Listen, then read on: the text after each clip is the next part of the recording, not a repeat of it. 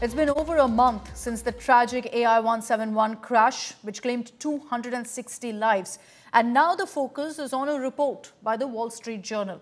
It sparked a mix of emotions and reactions. This report, the Wall Street Journal has put out as its exclusive, in which they've cited cockpit recordings, by the way, which was mentioned in the preliminary report as well, the investigative report by the AAIB. But Wall Street Journal has referred to these cockpit recordings and has claimed that the pilot of the Air India, the captain of this flight, Sabarwal, may have switched off the fuel control switches, which therefore led to the fatal crash. Is there any new information that suggests this? What's led to the WSJ putting out this article? Well, let's just say that it's on the preliminary report, the AAIB report, which did speak of the conversation, a cockpit recording, a very short one that's known. But based on that, the Wall Street Journal has now come and said that, look, the pilot's role is being looked into. Now, the pilots' union back home has strongly objected to this character assassination, as they put it, of the pilot, claiming that the preliminary report doesn't mention any error or action. And so at this point, pointing fingers at the pilot is simply wrong. It isn't right. And that's what the Pilots Association has been maintaining all along. Don't jump the gun. Stop the speculation about the pilot's role. And that's not all. The Aircraft Accident Investigation Bureau, the AAIB that I was referring to, they've also, the ones who conducted the preliminary investigation and submitted a report on the same, they've also questioned the US media, the Wall Street Journal and others for the selective, unverified reportage.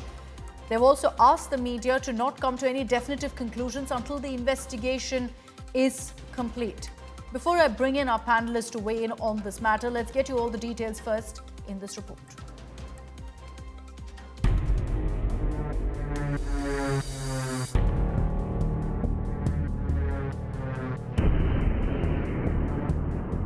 June 12th, flight Air India 171. A routine journey becomes one of India's worst aviation tragedies.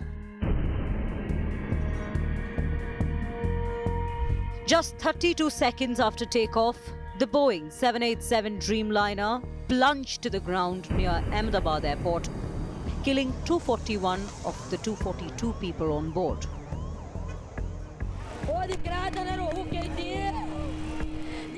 The preliminary accident report, released by the Aircraft Accident Investigation Bureau, AAIB, offered few answers. But what it did reveal only deepened the mystery. Fuel supply to both engines were cut off just 3 seconds into the flight, and a puzzling conversation between the pilots. Now, chilling details are emerging from inside the cockpit. A Wall Street Journal report, citing sources in the United States with access to the black box, claims to fill in some of the blanks left by the AAIB report. The Wall Street Journal article claims it was Captain Sumit Sabarwal who moved the fuel cutoff switches. According to the report, First Officer Clive Kunder was surprised and then panicked. Captain Sabarwal, meanwhile, appeared calm. The journal adds that Kunder, as the pilot actively flying the aircraft, would have had his hands full on the controls, while Captain Sabarwal, as the pilot monitoring, would likely have had his hands free. The AAIB report had noted a tense exchange in the cockpit. One pilot questioned the other about switching off the fuel supply to cut off. The second pilot, unnamed in the official report, denied making the switch. Experts say the switches were moved in deliberate succession, just 1 second apart, a move described as highly unusual, with no clear justification during a standard takeoff. I would like to condemn, firstly, such reports which are directly bearing an effect on the pilots' fraternity without any evidence whatsoever. The preliminary report nowhere states that the pilots have moved the fuel control switches, and this has been corroborated by the CVR recording. मुझे लगता है कि उन्होंने जो report दिया है उसमें सभी ये प्राइमरी बेस पे है। उन्होंने ये भी कहा है उसमें कि ये अंतिम रिपोर्ट नहीं है, इसलिए हम किसी निष्कर्ष पे आना उचित नहीं होगा। ये अंतिम रिपोर्ट जब आएगा तब सब सामने आएगा कि एक्चुअली उसमें क्या रीजन था, क्या कारण था। Meanwhile, another angle is under investigation. A report by the Indian Express says technical issues were flagged by the crew during the aircraft's previous flight. The AAIB report confirms the crew had entered a pilot defect report in the aircraft's technical log. The report issue: a stabilizer position transducer defect, a fault in the sensor that helps control the aircraft's nose movement. Troubleshooting was conducted as per standard procedure and the aircraft was cleared for service.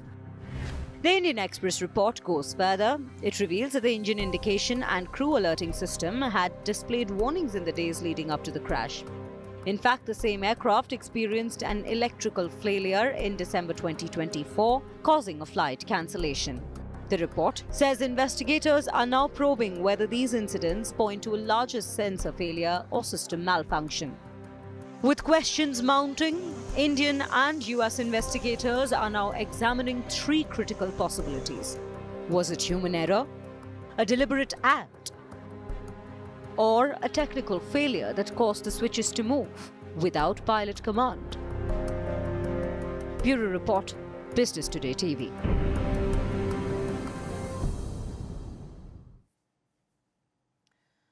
So many questions still doing the rounds on what really led to that crash, and ultimately we will have to wait for the final investigation report to ascertain what exactly happened. But there's been endless speculation based on the preliminary report that's emerged. And I'd like to bring in on this edition of NewsTrack Captain Minoo Ruchi Wadia, founder, president of the Federation of Indian Pilots, a former Air India pilot himself. We also have Mirza Faizan, aerospace scientist and inventor of the ground reality information processing system. Good evening. Thank you very much for your time and for joining us here on India Today. Captain Wadia, I'd like to begin with you on what you make of the Wall Street Journal articles. There are some who say that, look, we shouldn't be pointing fingers right now. This is just a preliminary report. Others say, what's wrong with asking questions about what could have led to this crash? Well, I'll answer your question very specifically. And what you are probably saying yourself, that there is speculation in Wall Street, speculation here.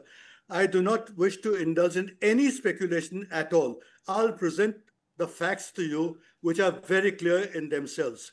First of all, when you blame the pilots, I'll give you a factual presentation of showing you that the pilots have not done anything incorrect or wrong, and this has been purposely manipulated by some Western media to safeguard their own interests. How and why?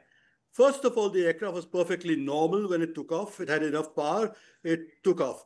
As soon as the pilots realized that there was loss of power, and obviously this is something very strange, so they've asked each other, have you done something? Have you put the switch off?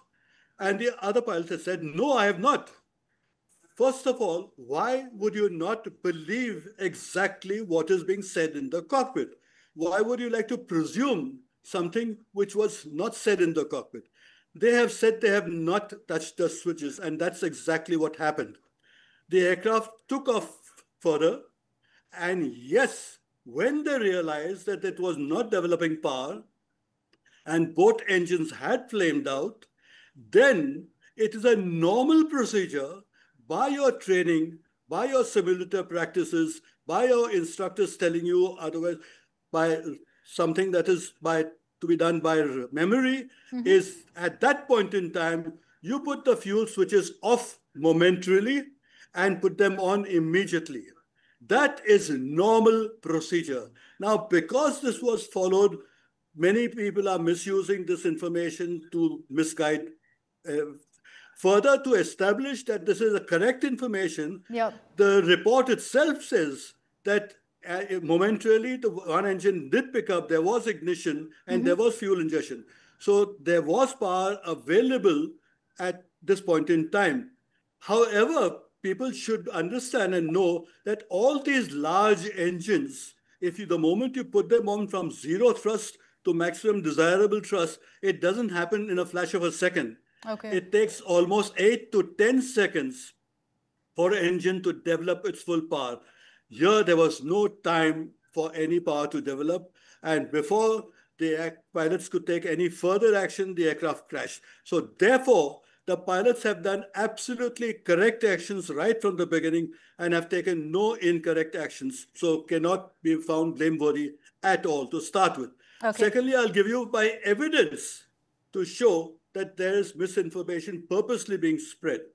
On not only the first day, the second day itself, some Western media, special American pilots, came in uniform for effect control, that they are senior pilots with perfect knowledge. And they have said categorically, we have absolute correct information that we know exactly what happened, that the pilot after takeoff, instead of raising the undercarriage, which is a normal practice, he has raised the flaps. And that is Yes. why the aircraft sunk, and that is why the crash has taken place. And blaming the pilots for no reason. Now I'll shock you with some further news on the same subject. Today itself, in one of the media, I saw my own photograph with my name saying very clearly that Captain Wadia, who's a senior aviation expert, saying that the pilots switched off and virtually crashed the aircraft. I mean, can Ridiculous. you imagine how demeaning can people get? To what an extent can people go to project their theory and to project maybe major aviation concerns? So I am Yeah. not pointing fingers who's done it, but if I could find out, I will certainly take them by defamation No, to that's start that's with. absolutely ridiculous, and that itself tells you really that there is a motive behind the kind of pieces that we've been seeing right now, pointing fingers, but it's far too early to do that. But there's one aspect that I'd like to talk about. I'd like to bring in Mirza Faizana on this. New information that came out today spoke about a stabilizer sensor. Mirza Faizan, what do you make of that? Now, there's confirmation that, that was fixed because the red flag was raised before this leg of the journey. And they say that that was very much fixed before this started off. Do you think that could in any way, the stabilizer sensor, if there was a problem with that, be actually connected to what happened? Good evening, Akshita. Thank you for having me. No, at this point of time, I do not think that this crash is a result of anything to do with the stabilizer sensor transducer.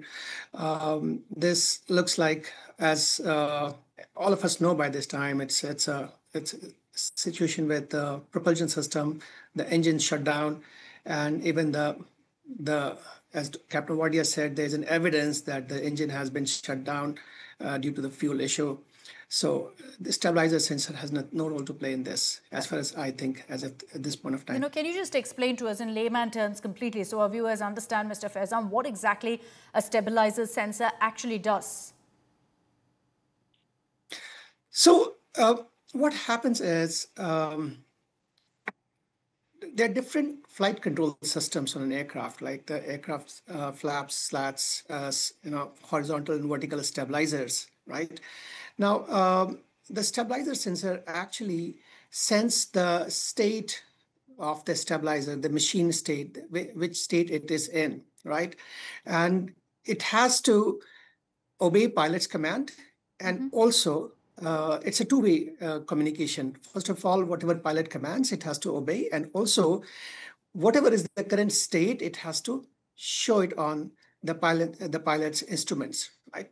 So an issue with the stabilizer sensor might present an anomaly in either in the reading or in the command. I do not have detail. We also do not have a detailed information of what exactly was that error. Agreed. But this is what the stabilizer sensor does. And Mr. Faizan, what do you have to say about all of these theories doing the rounds that, the pilot is to blame, that the Captain Sabarwal is the one that should be looked into? What do you make of that? I totally agree with Captain Wadia. In my opinion, and also hold my initial opinion from day one, I strongly believe that the pilot should be the last person to blame in any air crash. They have their life on line, right? You can blame the pilot only and if only two conditions are satisfied. Condition number one, a thorough investigation has been, technical and engineering investigation has been done about the aircraft, and nothing wrong has been found with the aircraft. That is condition number one. And condition number two, we have a solid evidence beyond reasonable doubt, which points fingers towards a pilot making an error, right? If we do not have both these conditions satisfied, we cannot blame a pilot. there have been many air crash investigations where the result has come out to be unconclusive. Yeah. If you don't know, if you're not able to find out, just write down unconclusive, right? Why blame pilots? Let me give you an example of a really interesting air crash. First Airbus A320 air crash. It was a first fly-by-wire plane and it was the first flight. The entire world was watching that. And, this plane crashed. And what happened is there was a clear issue with the design of this fly-by-wire aircraft. But who was blamed?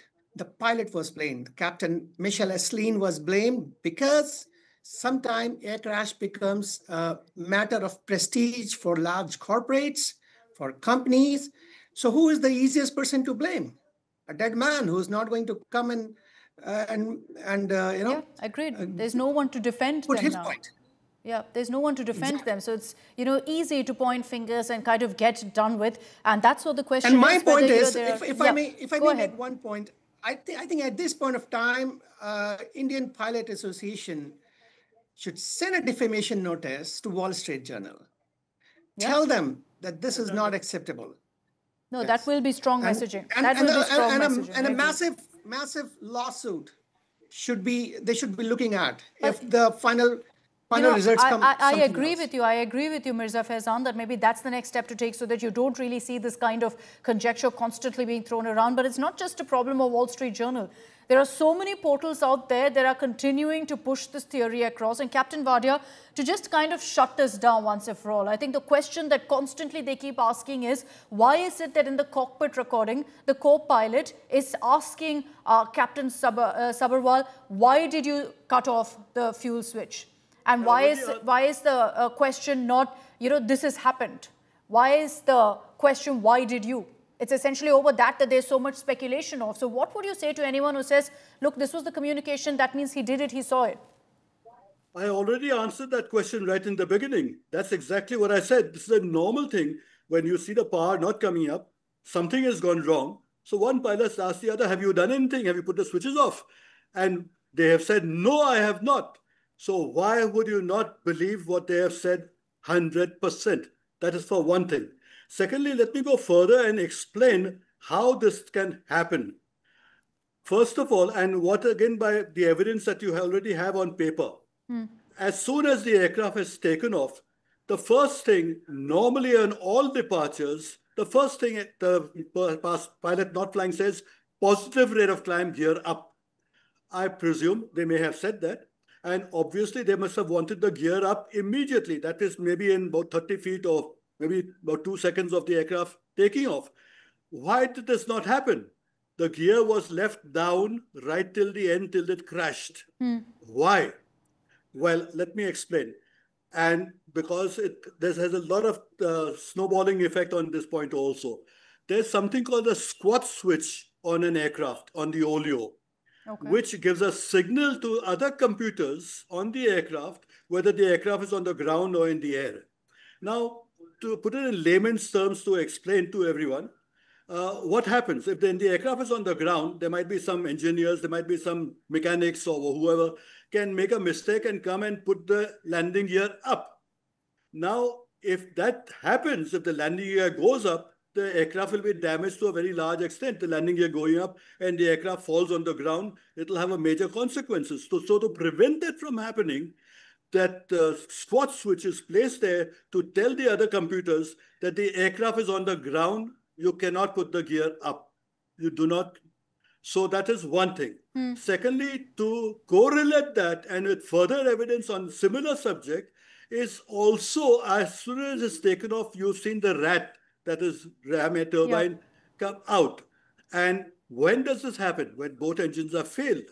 So there is established fact that both engines have failed immediately after takeoff. Now we'll get into a realm of speculation if we start presuming why this has happened. Therefore, I'm not going to get into that area, but I will just point out to you that is it possible to happen without the pilots putting the fuel switches off? Yes, it's possible for it to happen. It is. That's important. Yes, it is absolutely possible. in various cases, and various, even recently, this lady from America, the Director General Mary, has clearly given us some explanation how this happens. See, the fuel switch is only a trigger for informing the other computers that we want the fuel switch to be on or off. What actually goes on, the FedEx system, the fuel control valves are operated by computer in a computer manner. Now, if there's a glitch in the computer system, which can happen quite easily, not without, there's no doubt about that. Also, it has actually happened recently in Tokyo with Japan Airlines. What the pilots did after landing, they used the reversers, and this gave a wrong signal to the aircraft that the aircraft was on ground, and both engines flamed out. Both engines shut off on their own without the pilot taking any action or shutting on the switches. So these things can happen. So let us leave this area for the specialists to go into. The DFDR will give a clear indication how this can happen, what can happen. But yes, a lot of things can happen. Okay, we'll leave it at that, that we will get a final report. So for everyone speculating, resorting to all of the talk on social media and this engagement, it's not fair at this point to drag the pilots and their families through this, who've been through so much already. It's unfair to resort to this kind of speculation without any concrete proof whatsoever. So let's be patient, wait for that final report to come in before we resort to this kind of speculation, particularly the American media that's running a campaign of sorts right now to do everything but blame it on technical issues, which we can't afford to do right now. Thank you very much, Mirza Faizana and Captain Wadia, for joining us here on NewsTrack. This is, of course, a story that we've been tracking closely here on India Today with every detail that emerges. But very clearly, at this point, what this coverage needs, and which is what we do here on India Today, is absolute fairness, nothing else. Report the facts, not further speculation. American media is resorting to a whole lot of that right now. That's all we have time for in this edition of NewsTrack. Thanks very much for tuning in.